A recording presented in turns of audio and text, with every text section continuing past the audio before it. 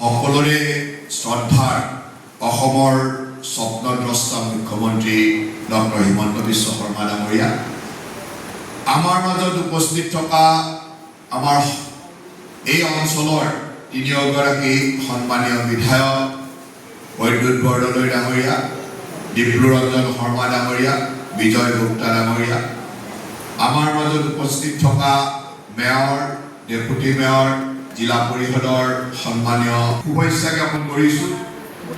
আৰু আজি সঁচাকৈ আনন্দ অনুভৱ কৰিছোঁ যে আমাৰ মাননীয় মুখ্যমন্ত্ৰী ডক্টৰ হিমন্ত বিশ্ব শৰ্মা ডাঙৰীয়াৰ মানস পুত্ৰ এই অৰুণোদয় আঁচনি অৰুণোদয় ৩ পুনৰাৰম্ভণ কৰিবলৈ ওলাইছোঁ। ২০২০ চনত আমাৰ মাননীয় মুখ্যমন্ত্ৰীদেৱে বিত্তমন্ত্ৰী হিচাপে এই অৰুণোদয় আঁচনিৰ আৰম্ভণি কৰিছিল ৮৩০ টকাৰে। ৮৩০ টকা প্ৰতিগৰাকী আই মাতৃৰ একাউণ্টলৈকে দি ১৭ লাখ আই মাতৃক জড়িত কৰি এই আঁচনিৰ শুভাৰম্ভণি হৈছিল ২০২০ চনৰ আগষ্ট মাহত। আৰু তাৰপিছতে এই ১০০০ টকালৈ বৃদ্ধি হ'ল, ১৭ লাখৰ পৰা ২৭ লাখ হ'ল।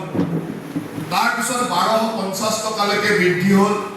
আঁচনিৰ হিতাধিকাৰীৰ সংখ্যা ৪০ লাখৰ ওচৰ চুলে গ'ল।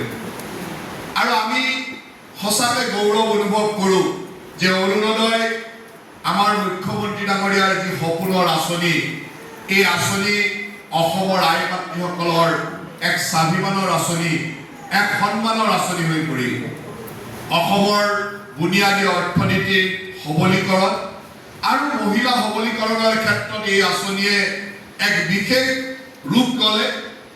এনেকুৱা এটা পৰ্যায় আহিল যে অসমক বাদ দিও ভাৰতবৰ্ষৰ বহুকেইখন ৰাজ্যই এই আঁচনিৰ অনুসৰণত বিভিন্ন আঁচনি কৰিবলৈ সপোন দেখিলে বা বাস্তৱ ৰূপ দিলে।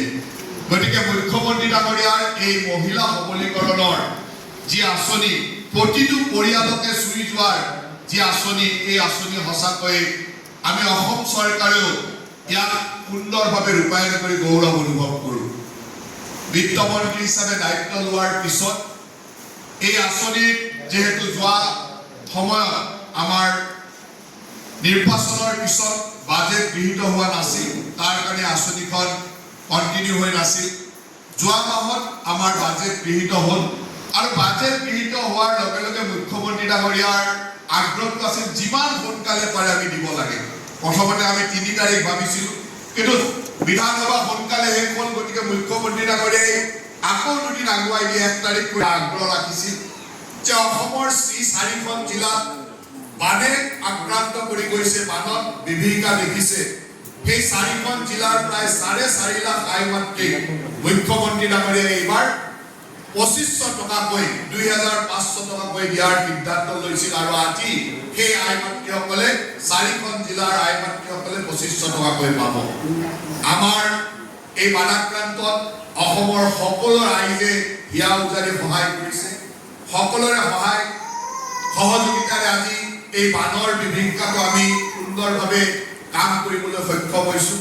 আৰু আটাইতকৈ গুৰুত্বপূৰ্ণ কথা হ'ল যে আমাৰ অসমৰ প্ৰায় ৩৪ লাখ আই মাতৃয়ে এইবাৰ নিজৰ অৰুণোদয়ৰ অকণমান ধন ১৫০ টকাকৈ সেই আই মাতৃসকলক দিছে। আৰু সকলোৱে এই আই মাতৃসকলে বানাক্ৰান্ত ৰাইজক সহায় কৰা এক সৌভাগ্য পাইছে বুলি মই ভাবোঁ। আৰু এই বছৰ এই মাহত মাত্ৰ এইটো মাহৰ কাৰণে এই মাহত অইন জিলাৰ প্ৰায় ৩৪ লাখ আই মাতৃয়ে ১১০০ টকাকৈ পাব। গতিকে আমাৰ কাৰণে সৌভাগ্য হৈছে যে আমাৰ দুখীয়া আই মাতৃসকলেও বানাক্ৰান্ত সহায় কৰাৰ এক সৌভাগ্য পাইছে এই আঁচনিৰ জৰিয়তে। মই সকলোকে ধন্যবাদ দিছোঁ। তাৰ লগে লগে ইতিমধ্যে আমাৰ বিষয়া প্ৰিন্সিপাল ছেক্ৰেটাৰীয়ে কৈছে যে আমাৰ অৰুণোদয় সমস্যাসমূহ সমাধান কৰিবলৈ এতিয়া প্ৰতিটো সমষ্টিতে একোজনকৈ অৰুণোদয় সাৰথি দিয়াৰ কথা আমাৰ মুখ্যমন্ত্ৰী ডাঙৰীয়াই ঘোষণা কৰিছে। আৰু খুব সোনকালে প্ৰতিটো সমষ্টিতে এজনকৈ অৰুণোদয় সাৰথি নিৰ্দিষ্টভাৱে থাকিব, যাতে যিকোনো ধৰণৰ অৰুণোদয়ৰ অসুবিধা হ'লে আই মাতৃসকলে বা পৰিয়ালৰ সদস্যসকলে তাত গৈ যোগাযোগ কৰি সেই অৰুণোদয় সাৰথিৰ জৰিয়তে সমস্যাটো অতি শীঘ্ৰে সমাধান কৰিব পাৰে।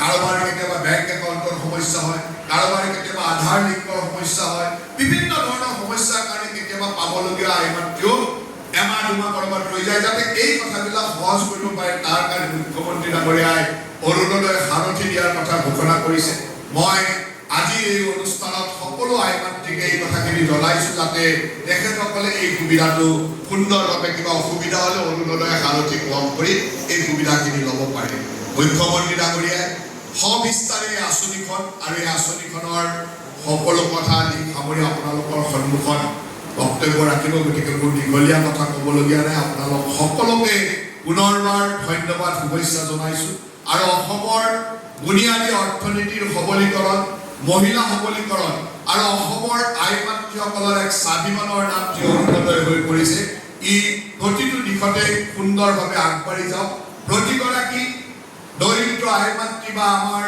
অৰ্থনৈতিকভাৱে অনগ্ৰসৰ আই মাতৃক চুই যাব পৰাকৈ আমি কাম কৰি যাব পাৰোঁ তাৰ কাৰণে আপোনালোক সকলোৱে আমাক আশীৰ্বাদ প্ৰদান কৰক তাকেই কামনা কৰি মই মোৰ বক্তব্য ইমানতে সামৰণি মাৰিছোঁ ধন্যবাদ